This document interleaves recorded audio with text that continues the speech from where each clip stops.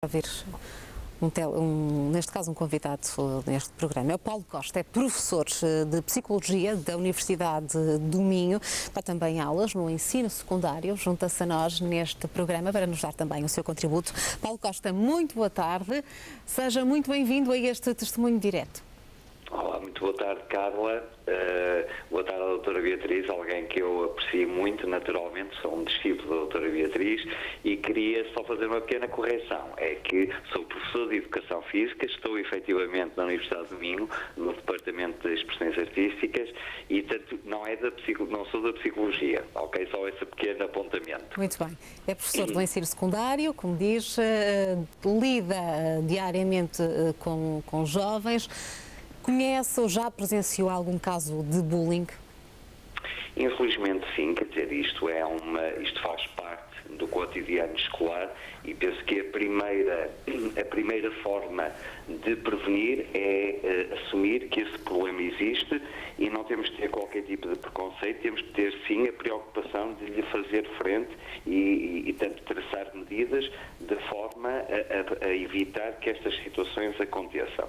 É comum que as crianças se envolvam por vezes em conflitos que depois vão se agravar e atingem níveis de bullying, em que efetivamente é preciso nós, enquanto educadores, estarmos muito atentos e não entrar naquele discurso de que faz parte do desenvolvimento da criança. Não, eventualmente vamos lhes dar a oportunidade de eles poderem ultrapassar o problema que surge entre eles, o diferente, eventualmente até fazer uma mediação, seja professores, seja mesmo os próprios alunos, e já tive experiências dessa situação em que ponho crianças, elas próprias a ser mediadoras e que surte efetivamente efeitos.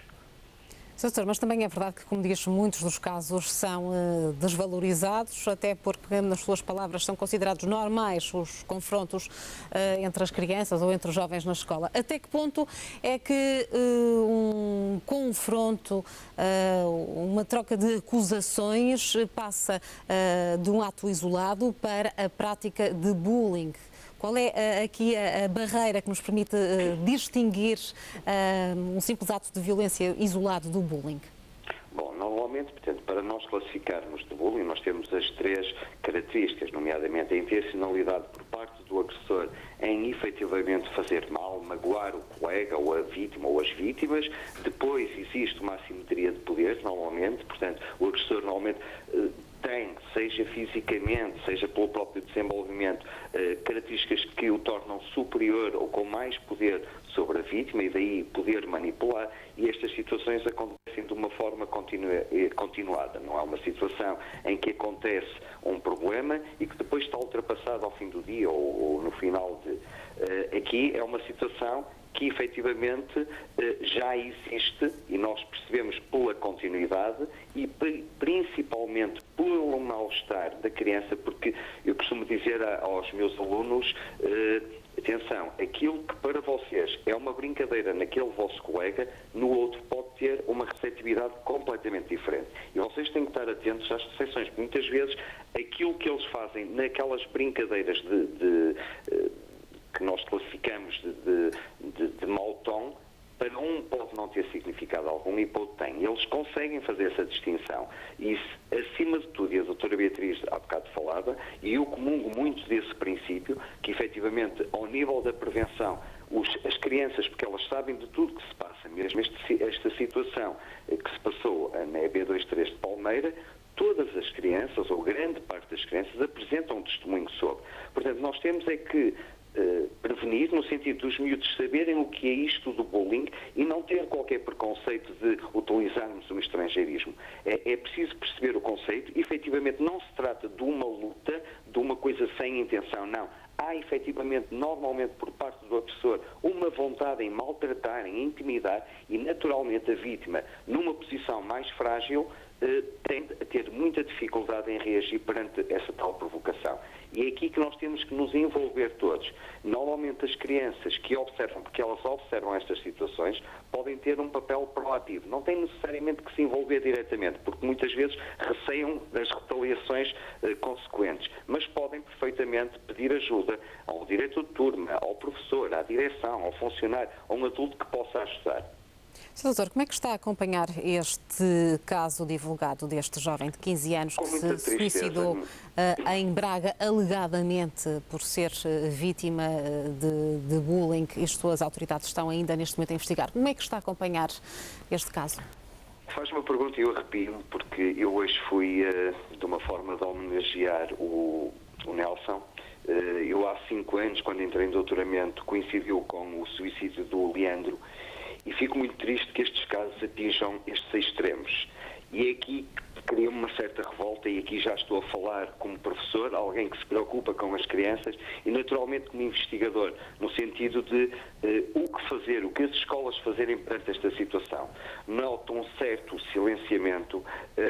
Eu fiquei comovido hoje na cerimónia fúnebre do Nelson, com uma mensagem dos escuteiros, porque o Nelson era escuteiro, e senti a voz do escutismo na igreja. Lamentavelmente não assisti à voz da escola. E isso é uma crítica, portanto é uma crítica no sentido em que efetivamente a escola tem que ser um local de união, de cooperação, respeitando naturalmente as diferenças. E portanto é com muito desagrado que eu vejo um desfecho deste, de uma criança de 15 anos, que eventualmente farta de estar a ser maltratada, e pelos vistos na quinta-feira passada o Nelson fez essa afirmação, que estava cansado de ser maltratado e que ia pôr fim à vida. Então nós temos que valorizar estes depoimentos e estar muito atentos. E acima de tudo, não centrar apenas na vítima ou eventualmente nos possíveis agressores, mas em todos os outros. Portanto, toda a comunidade tem que estar sensibilizada para estas questões, para lhes fazer frente. E portanto é com muita tristeza, naturalmente, que vejo que um desfecho, mais uma vez, alguém que é tratado de uma forma continuada, maltratado continuadamente, não consegue aguentar a pressão e comete este tipo de atitude.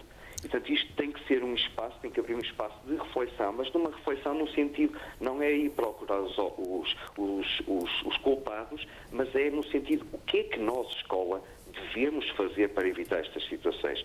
Esta é a minha missão enquanto professor, enquanto investigador, ver quais as melhores formas.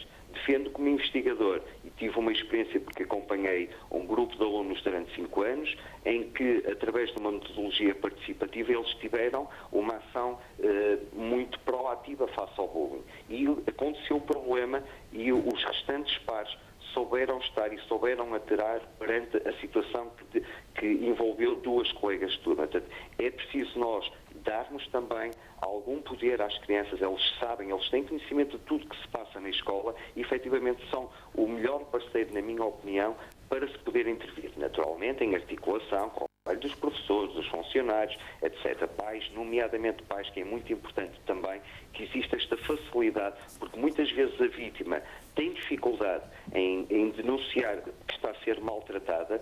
Os pais eventualmente poderão-se aperceber, e é bom que exista este canal de comunicação entre escola e família que seja muito apertado, de forma que estas situações possam ter uma intervenção imediata, para evitar que situações cheguem ao ponto em que chegaram, neste caso, desta situação.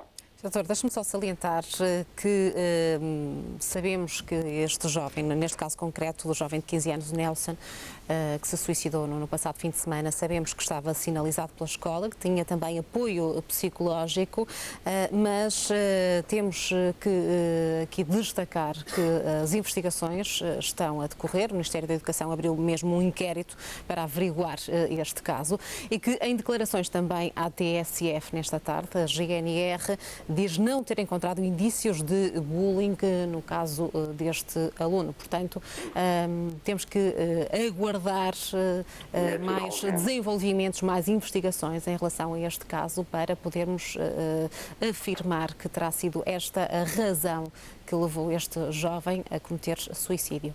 Claro que sim, Carla. Há uma coisa que me admira, como é que, porque foi essa a notícia que eu vi, como é que um quarto pode revelar indícios de vitimação de bullying. Essa é uma novidade para mim, enquanto investigador.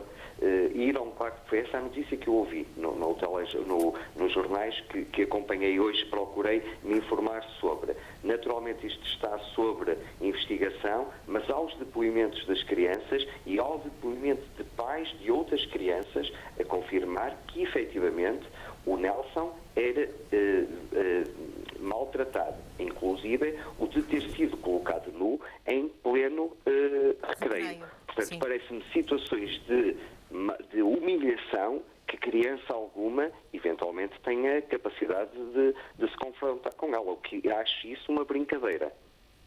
Muito bem, Dr. Paulo Costa, agradeço os seus contributos neste programa. Foi um prazer ouvi-lo.